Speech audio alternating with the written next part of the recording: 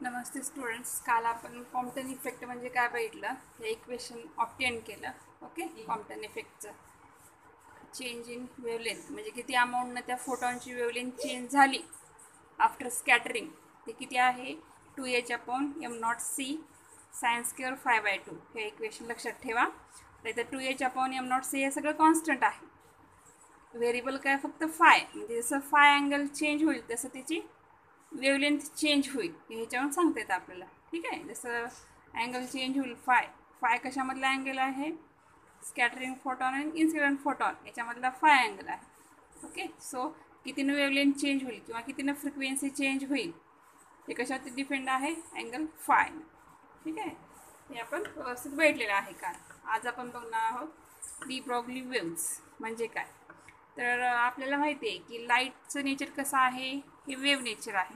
Okay, लाईटचं कसं आहे, वेव्ह नेचर म्हणजे ती वेव्ह प्रॉपर्टीज पजेस्ट करते. वेव्ह प्रॉपर्टीज म्हणजे कुठल्या कुठल्या, वेव्हलेंथ असते, फ्रिक्वेन्सी, अशी जे लाईट काय दाखवते, इंटरफरन्स, डायफ्रॅक्शन, पोलरायझेशन, हे फिनॉमिनन लाईट दाखवते. म्हणून त्याला काय म्हणलं आपण, वेव्ह नेचर म्हणलेलं आहे. ओके, आणि पार्टिकल नेचर किंवा मॅटरचं नेचर कसं असतं, त्याला मास असतं.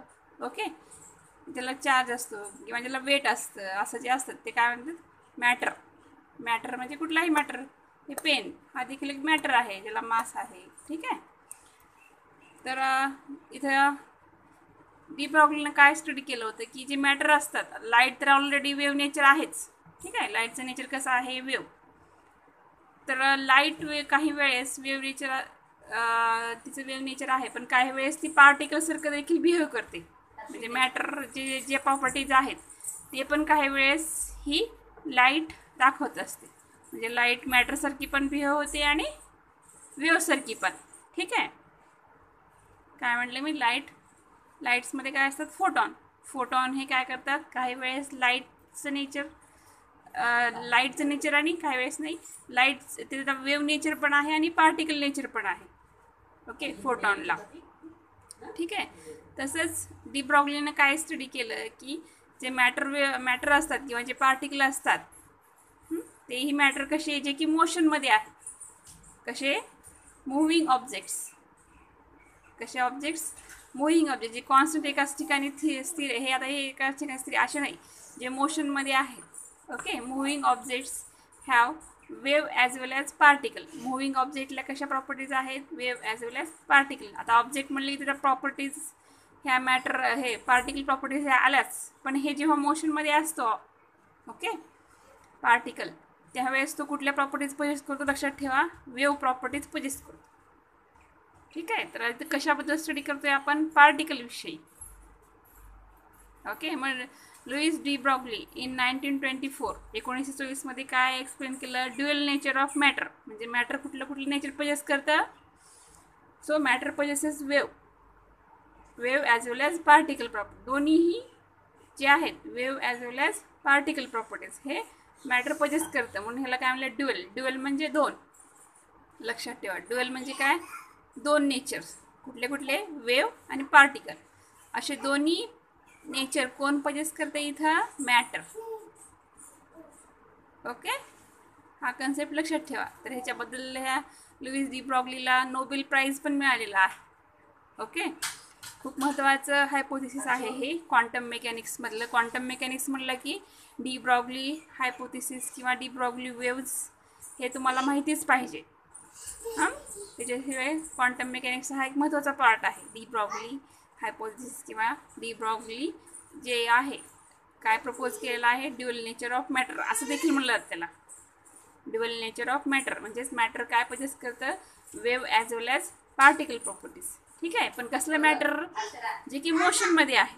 असंच कुठलंही मॅटर नाही की जे मोशनमध्ये आहेत, मुव्हिंग ऑब्जेक्ट आहेत तेच, सर्व पार्टिकल्स हे नाहीत, फक्त जे मोशनमध्ये आहेत तेच. सो लक्षात ठेवा, he propose that moving objects have wave as well as particle characteristics. जे मोशनमध्ये आहे त्याला काय काय आहे, wave as well as particle. हे लक्षात ठेवा, पॉईंट खूप महत्त्वाचा आहे. डी ब्रॉग्लीनं काय एक्सप्लेन केलं, ड्युअल नेचर ऑफ मॅटर म्हणजेच काय, मॅटरला पार्टिकलही आहे आणि वेव्ह नेचर पण आहे असे. ओके, आणि ते पार्टिकल कसं असलं पाहिजे, मोशनमध्ये. ती propose that moving objects have wave as well as particle characteristics. मग आता पार्टिकल आहे, पार्टिकल हे वेव्ह आहे म्हटल्यानंतर वेव्हचे काय प्रॉपर्टीज आहेत, फ्रिक्वेन्सी, वेव्हलेंथ. मग हे काढता आलं पाहिजे. आता आपण पार्टिकलला काय म्हणलं, वेव्ह नेचर आहे असं म्हणलं. मग त्याचं आपल्याला आता काय काढावं लागेल, मग वेव्हलेंथ किंवा फ्रिक्वेन्सी आहे हे पार्टिकलला दाखवावं लागतं. मग हे दाखवण्यासाठी बघा, आपल्याला माहिती आहे photon of light of frequency nu has momentum. फोटॉनचं मोमेंटम काय, p is equal to h nu upon c. आपण मागे कॉम्प्टन इफेक्टमध्ये भेटलेलं आहे equation, p is equal to h nu upon c. बघा कॉम्प्टनच्या डेरिव्हेशन्समध्ये, कॉम्प्टन इफेक्टच्या डेरिव्हेशन्समध्ये हे कसं आलं इक्वेशन हे तुम्ही बघू शकता. पी इज इक्वल टू काय, एच न्यू अपॉन सी. हे आपण डेराइव केलेलं आहे कॉम्प्टनच्या एक्सप्रेशन्समध्ये, कॉम्प्टन इफेक्टच्या. ठीक आहे, लक्षात ठेवा. ठीक आहे. So momentum of photon of frequency p is equal to h nu upon c, which can be expressed in terms of wavelength. जे की आपल्याला कशाच्या फॉर्ममध्ये, फ्रिक्वेन्सीच्या आहे. वेव्हलेंथच्या फॉर्ममध्ये एक्सप्लेन करण्यासाठी nu upon c is equal to काय, 1 अपॉन लॅम्बडा. हा फॉर्म्युला पण यूज केलेला आहे आपण कॉम्प्टन इफेक्टमध्ये. Nu upon c, frequency upon c is equal to काय, 1 अपॉन लॅम्बडा. ठेवा मग फ्रिक्वेन्सी अपॉन सीची value 1 upon lambda. So momentum is equal to h upon lambda. ठीक आहे. मग ह्याच्यावरून लॅम्बडा इज इक्वल टू काय, लॅम्बडा इकडे शिफ्ट करा. लॅम्बडा इज इक्वल टू काय, h upon p. Okay, lambda is equal to काय, एच अपॉन पी, जे की नेक्स्ट इक्वेशनमध्ये मी लिहिलेलं आहे. So lambda is equal to काय, एच अपॉन पी. फक्त हे शिफ्टिंग आहे टर्म्सची. That is the wavelength of photon is specified by its momentum. So त्याची wavelength lambda is equal to काय, h upon p. This equation applies to, आता हे equation कशाला अप्लाय केलं जातं बघा, material particles as well as two photons. हे कुठलं इक्वेशन अप्लाय केलं जातं, मटेरियल पार्टिकलला पण अप्लाय केलं जातं आणि फोटॉनला पण अप्लाय केलं जातं. Okay, the momentum of particle of mass m, velocity V.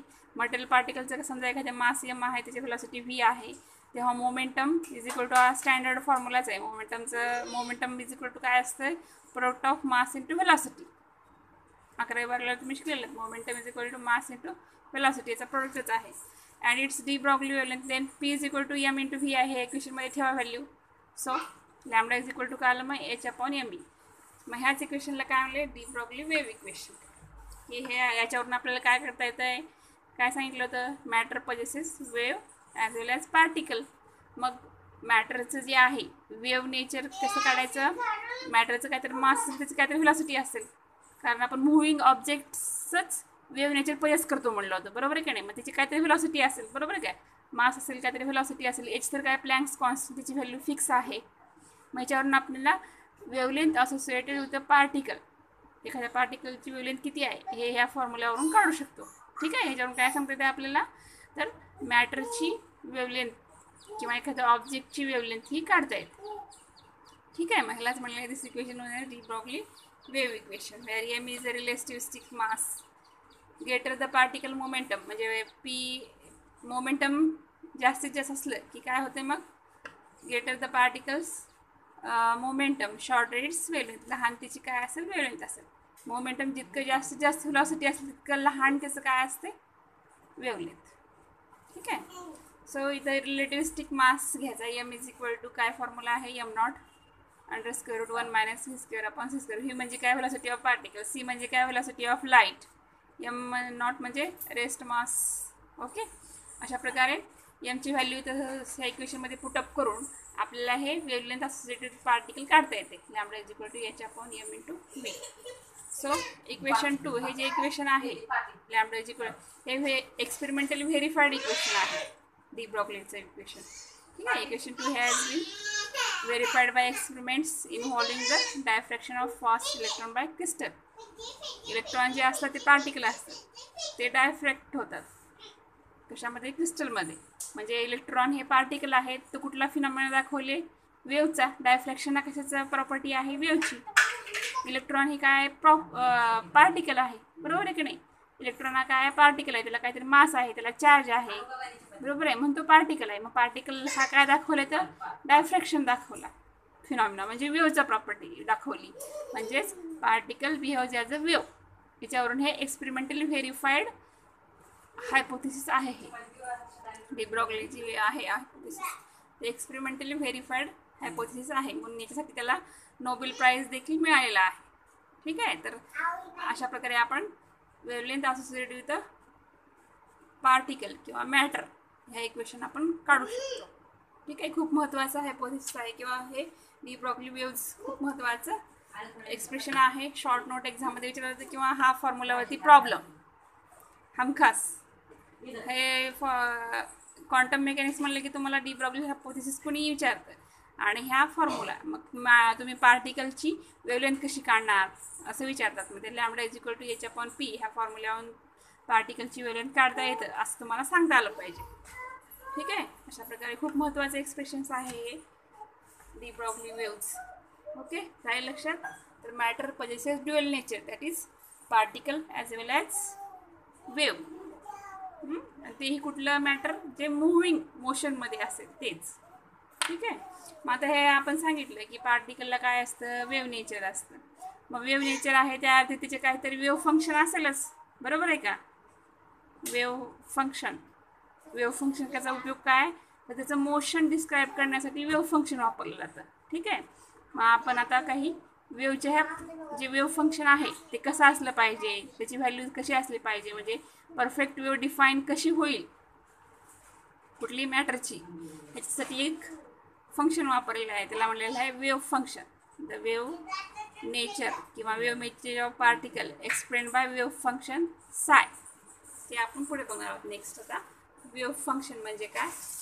ठीक आहे, त्याच्या प्रॉपर्टीज एक्झाममध्ये हमखास विचारलं जातं वेव्ह फंक्शन. ओके, थोडा सेट करते मी. ओके, ठीक आहे. सो आता वेव्ह फंक्शन ज्याला की साय म्हटलं जातं. वेव्ह फंक्शन हे आपण म्हणलं आत्ताच म्हणलं डी ब्रॉग्ली हायपोथेसिसमध्ये काय म्हणलं की पार्टिकल हा वेव्ह नेचर पजेस करतो. मग वेव्ह नेचर पजेस करतो तर त्याची वेवलेंथ काय आहे, मग lambda is equal to h/p इतकी त्याची वेवलेंथ आहे असं म्हणलं आपण. ठीक आहे, वेव्ह नेचर पजेस करतो. मग ते वेव्ह नेचर जे आहे ते कशाने दाखवणार, तर ह्या वेव्ह फंक्शन सायनं आपल्याला ते वेव्ह नेचर त्याचं दाखवता येते. ओके, डिफाईन करण्यासाठी mathematically. So what is wave function. Wave function साय इज अ व्हेरिएबल क्वांटिटी. कशी आहे, व्हेरिएबल म्हणजे चेंज होणारी, व्हेरिएबल ऑर ऑसिलेटिंग फंक्शन.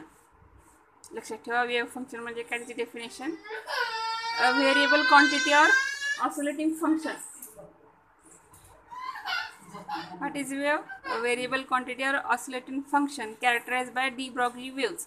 जे डी ब्रॉग्लीचं इक्वेशन आहे ते जे फॉलो करतं त्या इक्वेशनला काय म्हणलं जातं, wave function. A variable quantity or oscillating function characterising, जे काय कॅरेक्टराइज करतं आहे de Broglie waves is called as wave function. त्यालाच काय म्हणायचं, wave function. Okay, it is denoted by letter psi. कुठल्या लेटर डिनोट केलं जातं, साय, PSI. साय असते स्पेलिंग, पण त्याला काय म्हणतात, साय.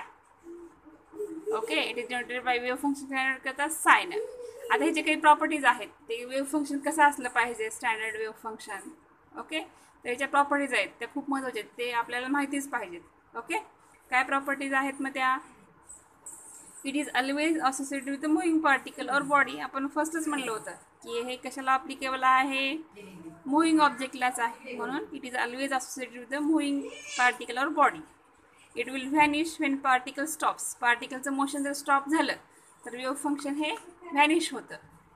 ओके, या पॉईंट महत्त्वाचा आहे, लक्षात ठेवा. ठीक आहे, सेकंड पॉईंट काय म्हणते, the value of wave function associated with the moving body at a particular point XYZ in a space at time t is related to probability of finding the body there at time. Wave function म्हणजे काय असते, probability of body म्हणजे एखाद्या ऑब्जेक्टची ती probability असते finding the body there at that time. ठीक आहे, तर वेव्ह फंक्शन नेमकं काय सांगतं, तर पार्टिकल ह्या ठिकाणी असेल, ह्या ठिकाणी असेल हे सांगतं. Probability of finding the body there at their time. ठीक आहे, सेकंड. थर्ड प्रॉपर्टी काय म्हणते, psi itself has no direct physical significance. म्हणजे सायला काही फिजिकल सिग्निफिकन्स नाही. Experimentally it is not observable quantity. Experimentally ही ऑब्झर्वेबल क्वांटिटी नाही आहे, म्हणजे एक्सपेरिमेंटली आपण ऑब्झर्व करू शकत नाही. ओके. चौथी प्रॉपर्टी काय आहे? The square of absolute value of wave function. म्हणजे वेव्ह फंक्शन जे आहे त्याची ॲब्सोल्यूट व्हॅल्यू म्हणजे सायचा जर आपण स्क्वेअर घेतला ॲब्सोल्यूट व्हॅल्यूचा तर त्याला काय म्हणलं जातं? Non as probability density. त्याला काय म्हणलं जातं? Non as probability density. Okay. Psi स्क्वेअरला काय म्हणतात? Probability density. Okay, the probability of experimentally finding a body describing the wave function psi at the point x, y, z at that time t proportional to value of psi square. म्हणजे probability कशाला proportional आहे? Probability is proportional to psi square. In शॉर्टमध्ये लक्षात ठेवा. Okay. Psi स्क्वेअरला काय म्हणलं जातं? Probability density. आणि कशाला प्रोपोर्शनल आहे? The probability of experimentally finding a body describe by wave function psi कुठल्या पॉईंटला x y z at the time t is proportional to कशाला? Value of psi square. Okay. आता larger the value of psi square, जास्तीत जास्त probability डेन्सिटीची value मोठी असेल means the stronger the possibility of the bodies presence. Okay. याची जास्तीत जास्त व्हॅल्यू असेल तर ते काय? Stronger the possibility of the bodies presence. त्या बॉडीच्या प्रेझेन्सची प्रोबॅबिलिटी कशी असते? स्ट्रॉंग असते. While small value of psi square म्हणजे जास्त व्हॅल्यू असेल तर काय? Stronger the probability of finding the particle. And less value म्हणजे काय? Slight possibility of its presence. म्हणजे लेस पॉसिबिलिटी आपण त्याची प्रेझेन्स सांगू शकतो. ठीक आहे. 6 पॉईंट काय सांगतं? 6 पॉईंट एव्हरी कॉम्प्लेक्स फंक्शन म्हणजे कुठल्याही वेव्ह फंक्शन साय जे आहे कसं लिहिलं जातं? Psi is equal to a plus i v या फॉर्ममध्ये लिहिलं जातं. बघा लक्षात ठेवा, खूप महत्त्वाचा पॉईंट आहे. साय कसं एक्सप्लेन केलं जातं? ए प्लस आय बी या फॉर्ममध्ये. ए म्हणजे काय? Real part. आय म्हणजे काय? Imaginary part. Okay. The complex conjugate of साय आपल्याला माहितीच आहे. कॉम्प्लेक्स कॉन्ज्युगेट कसं काढतात? प्लस साईन असेल तर त्याचं मायनस. आयचं साईन तर प्लस आहे त्याचं काय करायचं? मायनस. देअरफॉर प्रोबॅबिलिटी डेन्सिटी कसं काढतो आपण? सायचा ॲब्सोल्यूट व्हॅल्यूचा स्क्वेअर करून म्हणजे साय स्टार इंटू साय. म्हणजे हे जे आहे कॉम्प्लेक्स फंक्शन साय आणि कॉम्प्लेक्स याचा प्रोडक्ट. तो प्रॉडक्ट किती येतो? A square minus i square b square. आता इथं आय स्क्वेअरची व्हॅल्यू काय असते? -1. इथे लिहिलेलं नाही, लक्षात ठेवा. आय स्क्वेअरची व्हॅल्यू किती असते? -1. म्हणून इथं मायनस मायनस काय झालेला आहे? प्लस झालेला आहे. So that is a square plus b square असं आहे. प्रोबॅबिलिटी डेन्सिटीची व्हॅल्यू काय आली मग? A square plus b square. Psi star psi is always positive. हे जे असतं हे ऑलवेज पॉझिटिव्ह असतं अँड रिअल क्वांटिटी. पॉझिटिव्ह आहे म्हणजेच काय असेल ती? आता इथे आय स्क्वेअरची व्हॅल्यू काय आली? -1. -1 ठेवल्यानंतर काय आली? ही रिअल क्वांटिटी आली का नाही? म्हणून psi star psi is always positive and real quantity म्हणलेलं आहे. ठीक आहे, समजला? तर आपण सायला कसं लिहू शकतो? प्रोबॅबिलिटी डेन्सिटी कसं काढतात? प्रोबॅबिलिटी डेन्सिटी म्हणजे काय? साय स्क्वेअर असतं. ते कसं काढतात? त्याचं कॉम्प्लेक्स फंक्शन आणि त्याचं कॉन्ज्युगेट फंक्शनचं प्रोडक्ट घेऊन त्याचं प्रोडक्ट अशा प्रकारे येतो. आणि i square is equal to -1 value ठेवल्यानंतर a square plus b square ही व्हॅल्यू मिळते. आणि ती जी व्हॅल्यू असते प्रोबॅबिलिटी डेन्सिटीची, ओके, प्रोबॅबिलिटी डेन्सिटीची व्हॅल्यू ही पॉझिटिव्ह आणि रिअल असते. ठीक आहे. नेक्स्ट आता हे साय फंक्शन जे आहे, जे वेव्ह फंक्शन साय आहे ते ऑर्थोगोनल कंडिशन पजेस केलं पाहिजे. ऑर्थोगोनल कंडिशन म्हणजे काय? Integration from -∞ to +∞ psi square d v is equal to याचं इंटिग्रेशन जे आहे इन बिटवीन लिमिट -∞ टू +∞ 0 यायला पाहिजे. त्याला कुठली कंडिशन म्हणतात? ऑर्थोगोनल. तुम्ही मॅथ्समध्ये शिकला असाल ऑर्थोगोनल, ऑर्थोनॉर्मल ही कंडिशन. तर ऑर्थोगोनल कंडिशन काय असते? Integration -∞ to +∞ probability density into d v is equal to 0. लक्षात ठेवा, फक्त हे पजेस केलं पाहिजे वेव्ह फंक्शन. नॉर्मलायझेशन कंडिशन म्हणजे काय? हा जो प्रोबॅबिलिटी डेन्सिटी आहे इंटिग्रेशन बिटवीन -∞ टू +∞ हे 1 यायला पाहिजे. किती यायला पाहिजे? 1. ओके. ही काय प्रोबॅबिलिटी डेन्सिटी आहे साय स्क्वेअर. दॅट इज हे कसं काढलं जातं? साय स्टार साय complex conjugate into complex number. ठीक आहे, दॅट इज पी. साय स्टार साय, हे साय स्क्वेअर म्हणजे काय, probability density is P into d V. याची व्हॅल्यू किती आली पाहिजे 1. त्याला काय म्हणलं तर नॉर्मलायझेशन कंडिशन. 0 आली की काय म्हणायचं, ऑर्थोगोनल कंडिशन फिलअप केलं. आणि हे जे आहे नॉर्मलायझेशन कंडिशन त्यानं फुलफिल केलं. ठीक आहे. तर अशा दोन्ही कंडिशन ह्या त्याने ओबे केलं पाहिजे. नेक्स्ट आहे, नेक्स्ट पॉईंट काय आहे, ऑर्थोगोनल भेटला. आता orthonormal condition. Orthonormal condition म्हणजे काय आहे, orthonormal condition the wave function which are orthogonal and also normalize. Okay, लक्षात ठेवा, ऑर्थोगोनल नाही, sorry, orthonormal. The wave function which are orthogonal. Orthogonal condition सांगितले ते integration साय star साय 0 असलं पाहिजे, त्याला काय करायचं, normal. The wave function which are orthogonal and also normalized are called as orthonormal wave function. जे की ऑर्थोगोनल आहे आणि नॉर्मलाइज आहे त्याला काय म्हणायचं, ऑर्थोनॉर्मल. सोपं आहे की नाही, दोन्हीचं कॉम्बिनेशन जे पजेस करेल दोन्हीही ऑर्थोगोनल आणि नॉर्मलाइज, त्याला काय म्हणायचं, ऑर्थोनॉर्मल वेव्ह फंक्शन. और orthonormal wave function are normalize orthogonal function. ठीक आहे, ही एक कंडिशन लक्षात ठेवा. Last 10th, if the wave function psi of x is not normalized wave function, जर ते नॉर्मलाइज फंक्शन नसेल तर त्यावेळेस त्याची एक्सपेक्टेशन व्हॅल्यू कशी काढायची. So the expectation value of F of x, जे की वरती बार करून दाखवलं जातं, expectation value of F of x म्हणतात ह्याला. ते कसं काढतात किंवा असंही लिहितात ब्रॅकेटमध्ये. ते कसं काढतात, मग त्याचं कॉम्प्लेक्स कॉन्जुगेट घ्यायचं साय स्टार एक्स, ते फंक्शन लिहायचं एफ ऑफ एक्स इंटू साय of x D x divide by साय स्टार ऑफ एक्स इंटू साय ऑफ एक्स डी एक्स. अशा प्रकारे आपण एखाद्या फंक्शनची एक्सपेक्टेशन व्हॅल्यू काढू शकतो. जर नॉर्मलाइज नसेल तर त्यावेळेस त्याची एक्सपेक्टेशन व्हॅल्यू अशा प्रकारे काढू शकतो. ठीक आहे. तर अशा प्रकारे आपण वेव्ह फंक्शनच्या 10 प्रॉपर्टीज जवळपास बघितलं की वेव्ह फंक्शन हे मॅटरचं कसं असलं पाहिजे, कसं काढतात कॉम्प्लेक्स फंक्शन, त्याचं कॉन्जुगेट घेऊन त्याची प्रोबॅबिलिटी डेन्सिटी कसं काढायचं, ते फंक्शन कसं असलं पाहिजे, ऑर्थोगोनल असलं पाहिजे, नंतर ऑर्थो नॉर्मल असलं पाहिजे, आणि एखादं फंक्शन जर नॉर्मलाइज नसेल तर त्याची एक्सपेक्टेशन व्हॅल्यू कसं काढतात. ठीक आहे. जवळजवळ 10 प्रॉपर्टीज आहेत.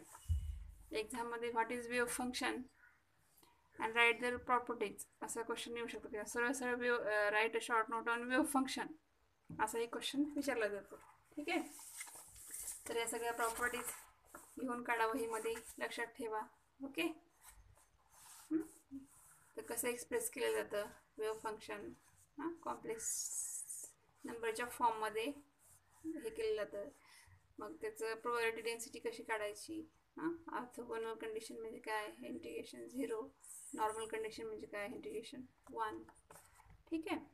अशा प्रकारे वेव्ह फंक्शन आज काय भेटलं, आपण महत्त्वाचं पोर्शन भेटलं डी ब्रॉग्ली वेव्ज म्हणजे काय, आणि ते डी ब्रॉग्ली वेव्ज आहे ते डिफाईन करण्यासाठी आपल्याला वेव्ह फंक्शन लागतं. मग ते वेव्ह फंक्शन कसं असलं पाहिजे, तर हे त्याच्या डिफरंट प्रॉपर्टीजचे आपण डिस्कशन केलं. ठीक आहे. उद्या आपण नेक्स्ट आर्टिकल घेऊ.